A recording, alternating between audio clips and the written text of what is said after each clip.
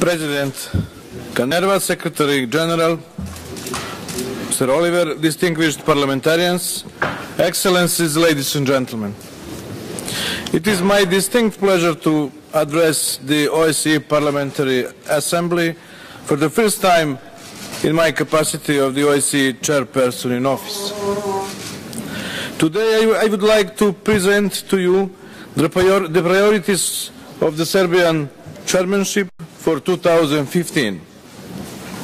I also wish to take this opportunity to thank Switzerland for the excellent work during its chairmanship and our fruitful cooperation.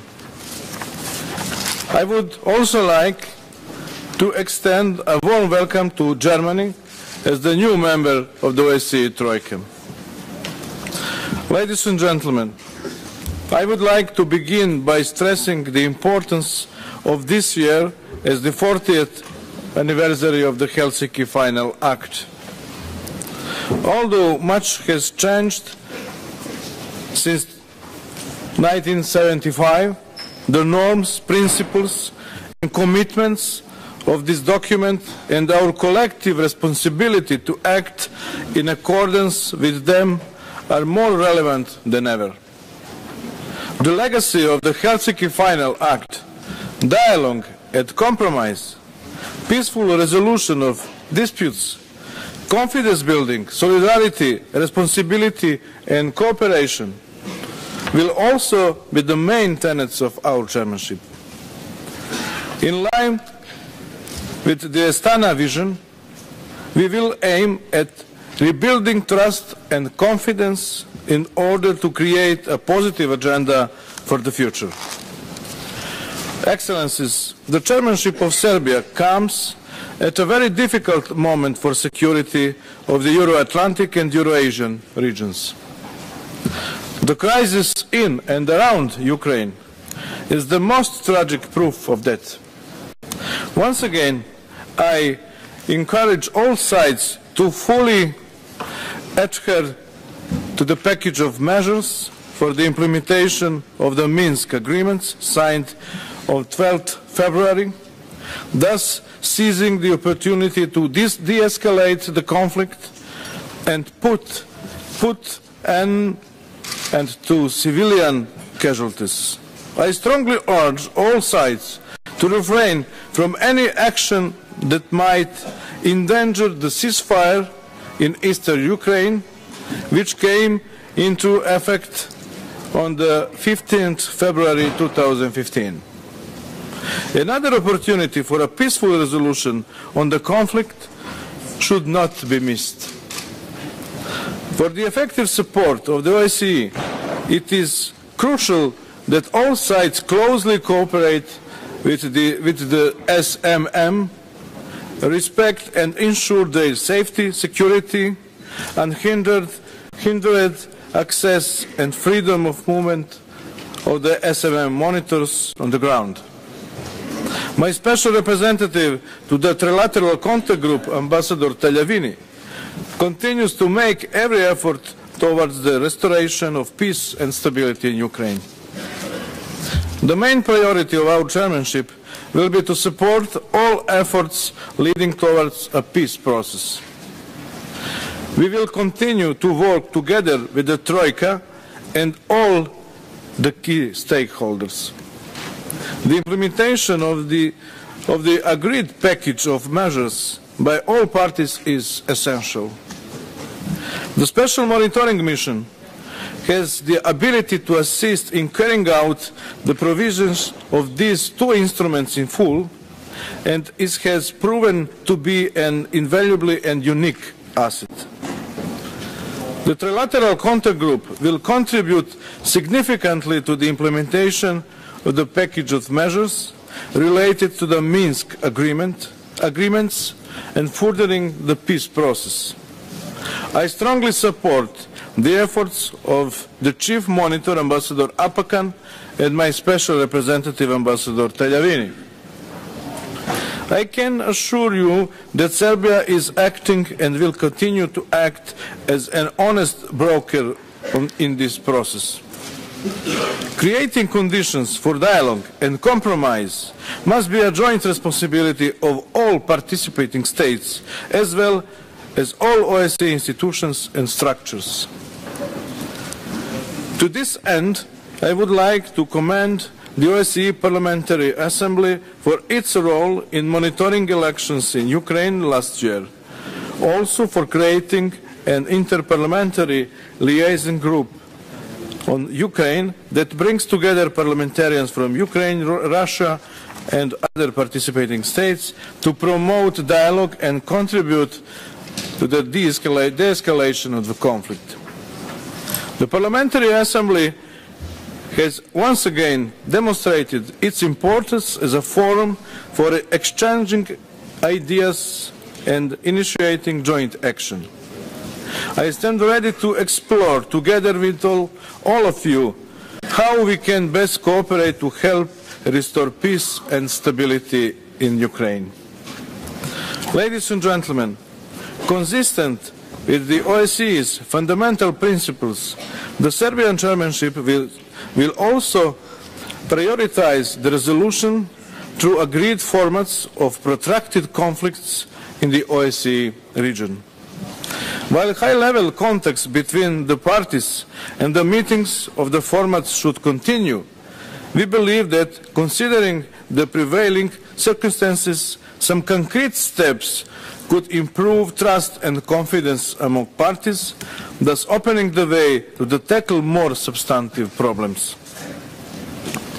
The responsibility to advance the settlement processes related to the protracted conflicts in the OSCE area lies mainly with the parties. However, we need to ensure collective support for their peaceful settlement by investing additional efforts to generate the necessary political will. Ladies and gentlemen, as Serbia was presenting its candidacy, we considered that having a country from the Western Balkans as the OSCE chairmanship would bring added value to the work of our organization. In particular, this would offer the chance to transfer lessons learned from our own experiences to the wider OSCE region, including recognition of the important role of the OSCE has played in supporting post-conflict transition processes and reforms throughout the Western Balkans. Ladies and gentlemen, recent tragic events have highlighted once again that the international community must remain vigilant in the face of existing and emerging terrorist threats. After the tragedy in Paris last month, another terrorist attack took place only a few days ago, this time in Copenhagen. I condemn this vicious act and offer my condolences to the families of the victims. We need to be unequivocal in our condemnation of all forms of terrorism, while at the same time ensuring that our societies remain united against attempts to create divisions on the basis of religion, culture, ethnicity, nationality or race. Serbia will devote particular attention to the phenomenon of foreign terrorist fighters, as well as violent extremism and radicalization that lead to terrorism, especially radicalization of youth. The chairmanship will organize an expert-level OSCE-wide counter-terrorism conference on the topic of foreign terrorist fighters in Vienna in July. Our activities in the first dimension will not only focus on the counter-terrorism, but also on cybersecurity, addressing the links between organized crime, trafficking in human beings and irregular migration, which will be the main topic of the annual police experts meeting in May in Belgrade, and security sector governance and reform, on which the chairmanship plans to organize an event in April in Belgrade. As As far as our activities in the second dimension are concerned, the topic of this year's Economic and Environmental Forum will be water governance in the OSCE area, increasing security and stability through cooperation. The Economic and Environmental Dimension implementation meeting in October in Vienna will be devoted to the fight against corruption. Finally, we will strive to further update and strengthen the implementation of all OSCE human dimension. We will do this by supporting national institutions for the protection of human rights, with an emphasis on the rule of law, freedom of expression and freedom of the media, including safety of journalists, freedom of assembly and association, protection of rights of persons belonging to national minorities, and promotion of tolerance and non-discrimination. In particular, in light of recent tragic events, the chairmanship plans to organize an event on the safety of journalists this year. Many of these topics will require not only a cross-dimensional approach, but also the inclusion of the perspectives of youth, women and civil society, especially at the grassroots level. In this sense, the Parliamentary Assembly could play a very important role, providing new ideas and proposals to develop joint activities.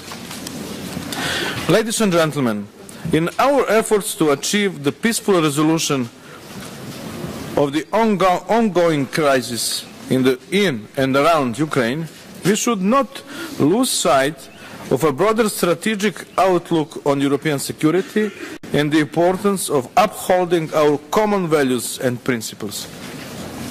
The role of the OSCE in this respect remains crucial, acting both as a platform for inclusive dialogue and a mechanism for stability. Making progress in the context of the Helsinki Plus 40 process, even beyond 2015, should continue to be considered as a fundamental step toward creating a positive agenda and tangible outcomes for a more effective OSCE, but also as a contribution to rebuilding trust and confidence across the whole OSCE region.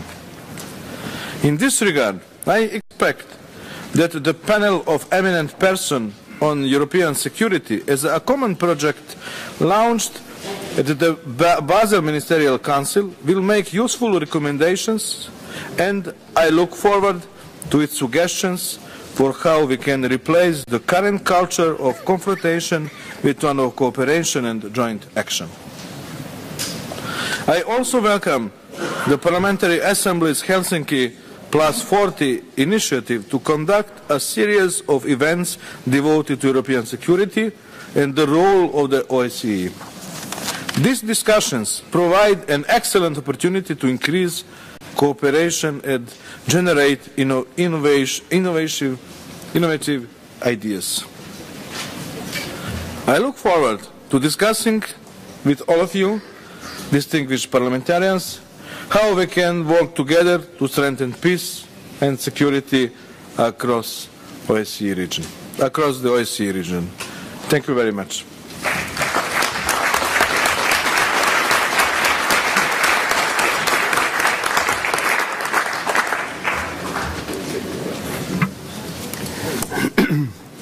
Thank you, Mr. Minister. Thank you very much indeed about your comprehensive analysis about the situation here in our region, as we have used to say, from Vancouver to Vladivostok. Thank you, really. And then we go further by the questions and answers, and I'll take at least 2 questions at the same time and ask Mr. Dacic to reply batches 02. And we will start